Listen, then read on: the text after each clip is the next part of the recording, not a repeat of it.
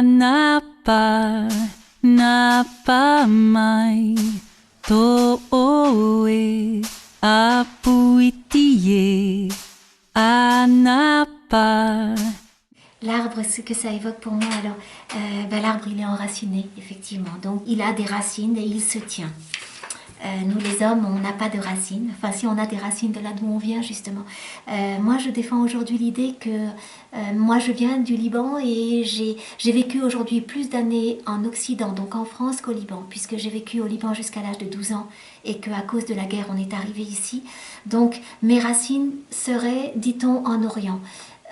Il se fait qu'en Orient, moi, j'avais une tête d'Européenne. Et je parlais pas bien l'arabe parce qu'à la maison, mon papa parlait français puisque mon père est français et ma mère est libanaise. Donc moi, j'ai grandi en français. Donc ma langue maternelle, c'est le français. Et à l'école au Liban, donc dans mon pays, j'étais tellement nulle en arabe que j'avais 2 classes en dessous. Au Liban, je me sentais étrangère. Et puis quand on est arrivé en France, brutalement à cause de la guerre, je ne me suis pas sentie comme les autres. Donc en France aussi, j'étais étrangère. À ce qui paraît aujourd'hui, j'ai 2 nationalités. Je suis franco-libanaise.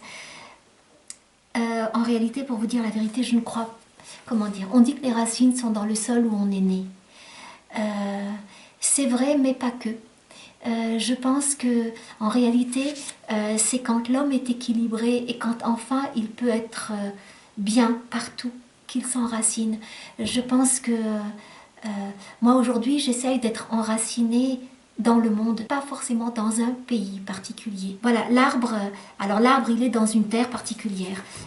Maintenant, pour moi, l'arbre est exemplaire parce que voilà, il se tient et en même temps, il tend vers le ciel.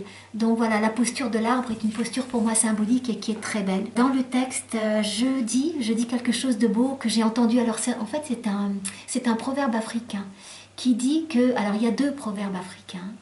Il y en a un, si je me souviens bien, qui dit que dans un arbre, quand les branches se disputent, les racines s'enlacent.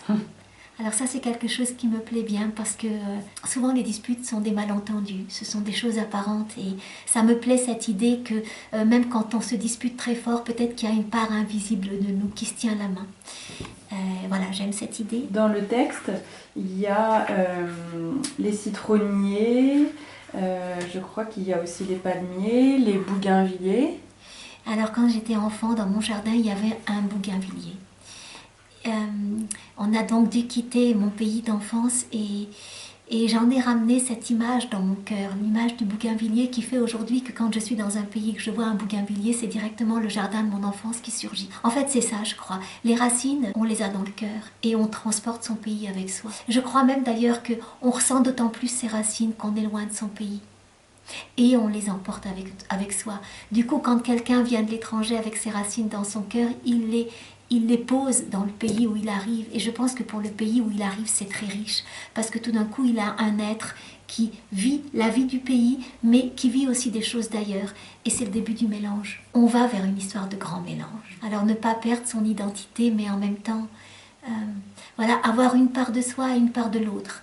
Une part d'ici, une part d'ailleurs. Je pense que c'est ça la richesse. Il y a aussi le grand-père, on enterre le grand-père sous un palmier dattier. Un dattier, oui. Un dattier. Il y avait aussi dans notre jardin au Liban un dattier. C'est peut-être pour ça qu'il est là, lui. Ces arbres qui donnent des fruits, c'est extraordinaire, ces arbres qui nous nourrissent. Et le grand-père aussi, donc Enoa, qui dit, comme lui reste immobile, je suis peut-être plutôt un arbre. Voilà, Enoa ne peut pas s'enfuir. L'île est engloutie. Enoa, qui ne bouge pas, qui a perdu ses jambes à l'âge de 10 ans, se dit qu'il est un arbre. Je pense qu'il a quelque chose d'un arbre, dans le sens que il tient tellement fort au sol que même si le sol bouge, lui ne bouge pas. Celui qui tient très bien dans un tremblement de terre aussi. Finalement, peut-être qu'Enoa est encore plus un arbre qu'un arbre. Anapa, napa mai, to'oe, apuitie, anapa.